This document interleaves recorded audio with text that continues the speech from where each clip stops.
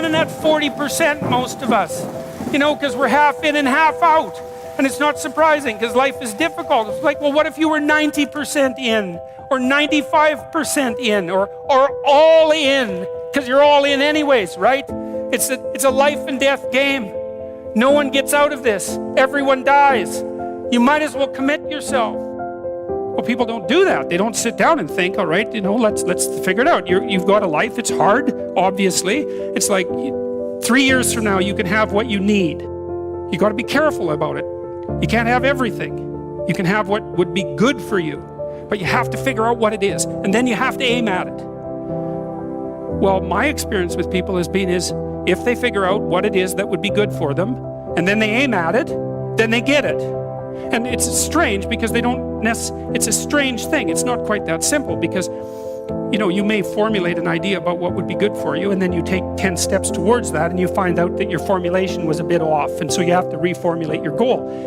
So you're kind of going like this as you move towards the goal. But a huge part of the reason that people fail is because they don't ever set up the criteria for success. And so since success is a very narrow line and very unlikely, the probability that you're going to stumble on it randomly is 0. And so there's a proposition here, and the proposition is, if you actually want something, you can have it. Now the question then would be, well, what do you mean by actually want? And the answer is that you reorient your life in every possible way to make the probability that will occur as certain as possible. And that's a sacrificial idea, right? It's like, you don't get everything. Obviously. But maybe you can have what you need. And maybe all you have to do to get it is ask. But asking isn't a whim or today's wish. It's like, you have to be deadly serious about it. You have to think, okay, like I'm taking stock of myself. And if I was going to live properly in the world and I was going to set myself up such that being would justify itself in my estimation, and I don't mean as a harsh judge, exactly what is it that I would aim at? And often people won't specify their goals too because they don't like to specify conditions for failure. So if you keep yourself all vague and foggy, which is real easy because that's just a matter of not doing as well, then you don't know when you fail. And people might say, well, I really don't want to know when I fail because that's painful. So I'll keep myself blind about when I fail. That's fine, except you'll fail all the time then. You just won't know it until you've failed so badly that you're done. And that can easily happen by the time you're 40. So I would recommend that you don't let that happen. So that's willful blindness, right? You could have known, but you chose not to. Okay, so once you get your goal structure set up, you think, okay, if I could have this life, it looks like that might be worth living, despite the fact that it's going to be, anxiety provoking and threatening, and there's going to be some suffering and loss involved and all of that. Obviously, the goal is to have a vision for your life such that, all things considered, that justifies your effort. Okay, so then what do you do? Well, then you turn down to the micro routines. It's like, okay, well, this is what I'm aiming for. How does that instantiate itself day to day, week to week, month to month?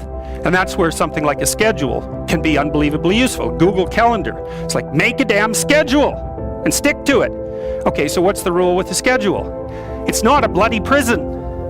That's the first thing that people do wrong. They say, well, I don't like to follow a schedule. Well, it's like, well, what kind of schedule are you setting up? Well, I have to do this, then I have to do this, then I have to do this, and then I just go play video games because who wants to do all these things that I have to do? It's like, wrong. Set the damn schedule up so that you have the day you want. That's the trick. It's like, okay, I've got tomorrow.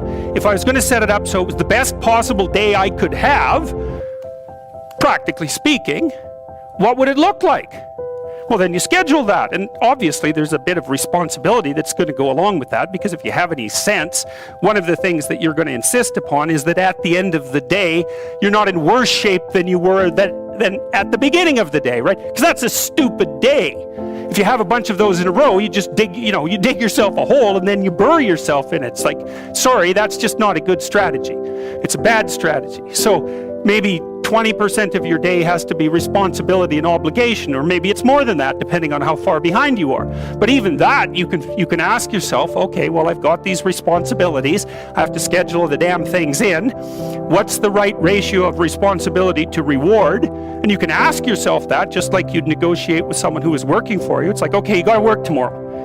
Okay, so I want you to work tomorrow. And you might say, okay, well, what are you going to do for me that makes it likely that I'll work for you? Well, you could ask yourself that, you know. So maybe you do an hour of responsibility and then you play a video game for 15 minutes. I don't know, whatever turns your crank, man. But, you know, you have to negotiate with yourself and not tyrannize yourself. Like you're negotiating with someone that you care for, that you would like to be productive and have a good life. And that's how you make the schedule. It's like, and then you look at the day and you think, well, if I had that day, that'd be good. Great. You know, and you're useless and horrible, so you'll probably only hit it with about 70% accuracy, but that beats the hell out of 0, right? And if you hit it even with 50% accuracy, another rule is, well, aim for 51% the next week, or 50.5% for God's sake, or because you're going to hit that position where things start to loop back positively and spiral you upward. That's rule 1, right? To stand up straight with your shoulders back, is to take on the onslaught and to enter the contentious ring, and to do more than your best, because your best isn't enough, because your best isn't as good as you could be. You have to push yourself past that, and that's, as far as I can tell, where you find what you need in life. You find the meaning that sustains you in life, and you find the patterns of action that redeem the world, both at the same time. I mean, life is a very difficult business. You know, it's fatal, and it's full of suffering, and it's full of betrayal and malevolence. There's nothing about it that's trivial. It's all profound.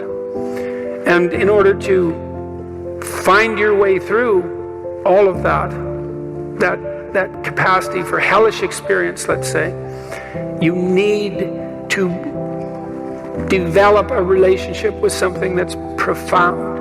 And you have that capacity. And so, what's the decision that you make? You know, you decide to believe. You know, it's a risk, an existential risk. It's an act of faith. You believe that the truth can set you free. You believe that people have an intrinsic divinity about their soul.